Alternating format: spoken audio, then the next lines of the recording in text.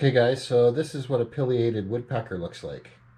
Oh no, that's not a pileated woodpecker, that's a coffee. Hold on. There we go. That's what a pileated woodpecker looks like.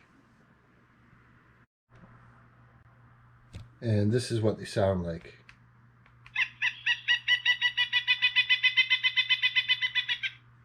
So if you hear that,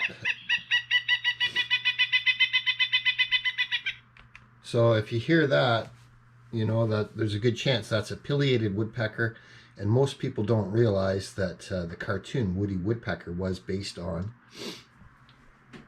pileated woodpecker. And the male is the one that's going to have this red, the red throat stripe, and the female does not. And it also looks like the female has the shorter feathers on the back of her head.